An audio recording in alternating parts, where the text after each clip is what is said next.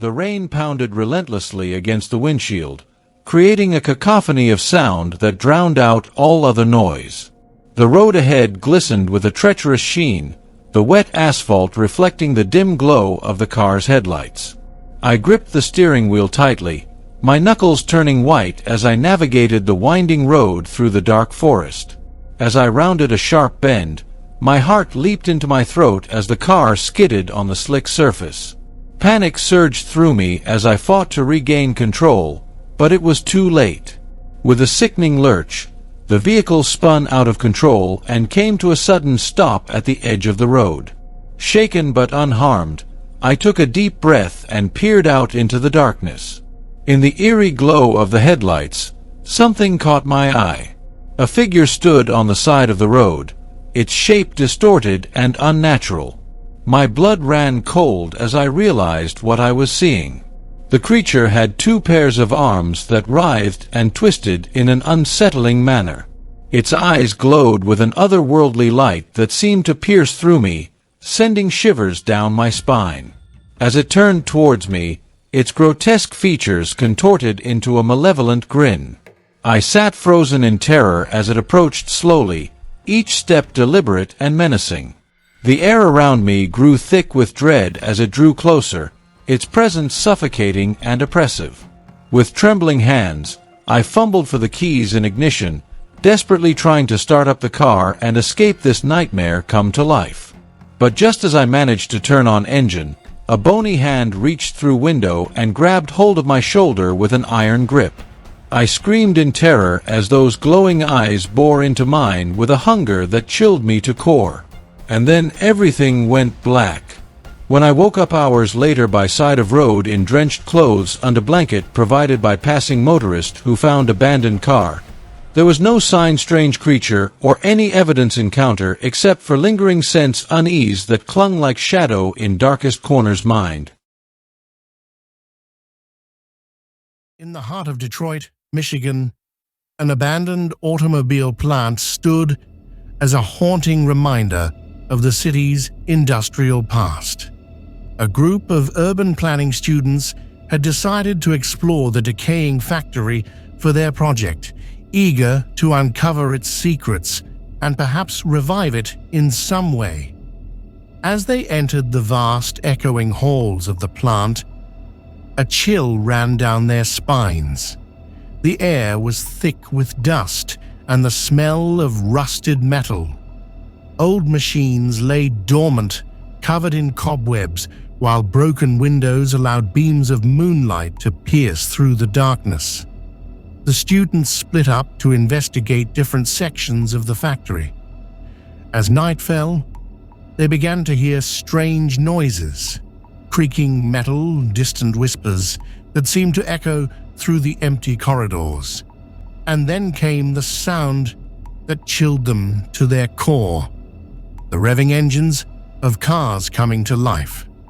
To their horror, they watched as some of the old vehicles started moving on their own accord, headlights flickering ominously in the darkness. One student found himself trapped inside one of these possessed cars as it lurched forward with a mind of its own. Panic set in as his friends frantically tried to free him from his metal prison. But as they struggled against this malevolent force that seemed to possess every inch of the factory, they realized that there was no escaping this nightmare. With hearts pounding and fear gripping their souls, they made a desperate dash for safety, leaving behind their project and any hope of understanding what dark forces lurked within those walls. As they emerged into the cool night air outside the factory gates, gasping for breath and shaking with terror, they knew one thing for certain. Whatever haunted that abandoned place was not meant to be disturbed or understood by mortal minds. And so, they left Detroit's forsaken automobile plant behind them, never speaking of what had transpired within those haunted walls again. For sometimes, it is better not to seek answers where only madness lies waiting. In the depths of the Rocky Mountains of Colorado stood an old, abandoned mine, dark and ominous, surrounded by ancient legends and rumors of missing miners. The locals avoided this place, believing it to be cursed. However, three friends, Jack, Sarah, and Mike, decided to explore the mine for the thrill and the chance to uncover the secrets of the past. Jack had always been the leader of their group, brave and decisive, though he hid his own fears behind a facade of confidence. Sarah, smart and curious, saw this expedition as an opportunity to prove her courage. Mike, quiet and introverted, reluctantly agreed to join, fearing the dark tales of the mine, but unwilling to be left out. When they reached the abandoned mine, the evening sky was already darkening, casting an even more sinister pall over the place. The entrance to the mine yawned like a black maw, swallowing all light around it. The friends turned on their flashlights and, feeling a bit nervous, stepped into the unknown. Are we really doing this? Mike nervously laughed, his voice echoing off the mine's walls. Of course, it's going to be fun, Jack declared resolutely, trying not to show his unease. Inside the mine, the air was stale, filled with the scent of mold and decay. Rusted tools and broken equipment lay scattered everywhere, reminders of a time when life had thrived here. The deeper they went, the stronger the atmosphere of fear became.